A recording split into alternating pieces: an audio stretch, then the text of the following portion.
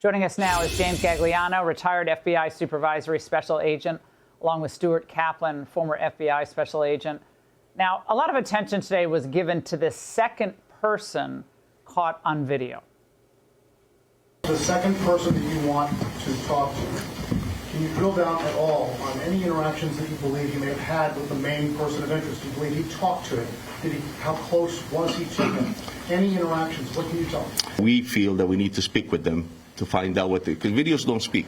If you think about it, I wish the video could speak, and then I'll have the answers that we need to, so that we can continue on this investigation. Again, I wish the videos could speak. We're trying to get those answers. Okay. We wish the videos could speak. James, strange answer, but what are they looking for here? Yeah, Laura, I share your confidence that they will find this guy. It's only been 4 days. It took 5 days to get Luigi Mangione, about 3 days to catch Tyler Robinson out in Utah. And you remember the Koberger murders out the Idaho kids? That took 6 weeks. I also share your feeling of it defies credulity how we can be so poor at messaging these days. I don't understand why we're not still treating this as a potential terror attack. If that happened, then the FBI would be in charge. You'd have one lead. The Providence Police Department, Laura, has only 500 sworn members. 500. It's a tiny campus, Brown. It's a quarter of a square mile by a quarter square mile. It's a postage stamp. But there are 800 security cameras on that campus. I can't understand why we don't have better video of this, and I don't understand, to your point, why we're holding press conferences not to put out any actionable information.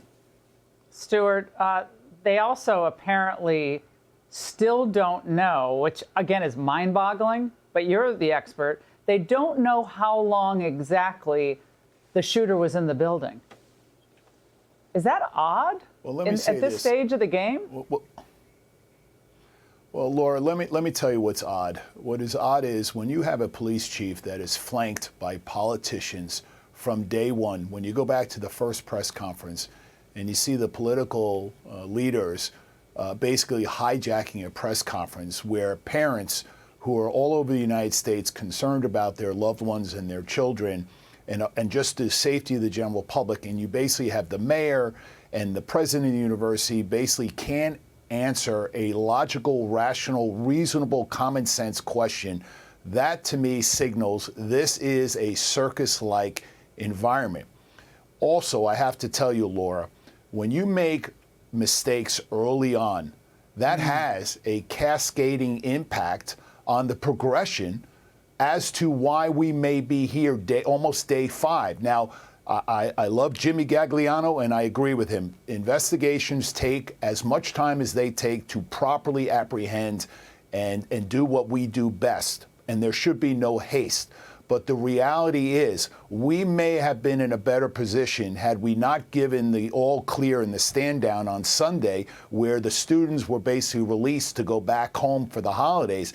That in and of itself is reprehensible and raises to the level of complete incompetency. Now, again, you have the political leaders that are basically driving the narrative. And you look at the police chief, he's shell-shocked. He doesn't want to be in front of that podium, but he doesn't. But he's there because the mayor is pushing him in front of that podium. And that, to me, is disgraceful and unforgivable. It does a disservice and erodes the confidence that we should all have in our local, state, and federal partners in the law enforcement community.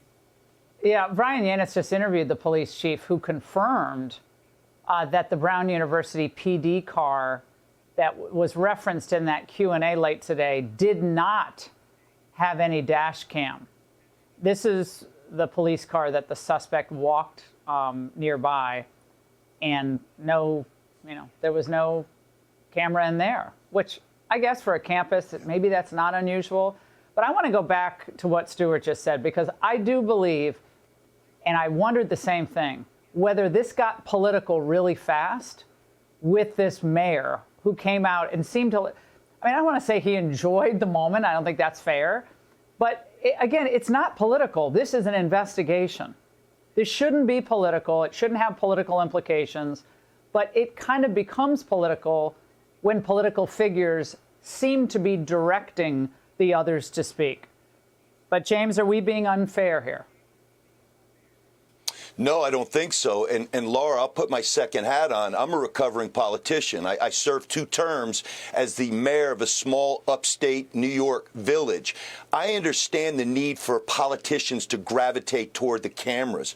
The problem is it doesn't help. And when you hold press conferences and you have the mayor speak, the provost speak, you have the president of the university speak, then you have a city councilwoman speak, then you bring up the attorney general, it's not advancing the ball. 2 things are going to make this case, Laura: forensics and crowdsourcing, doing exactly what you're doing right now with those still images from the videos.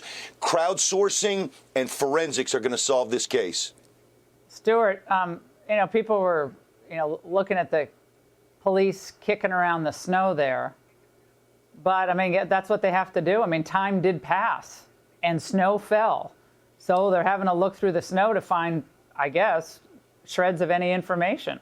That's not unusual.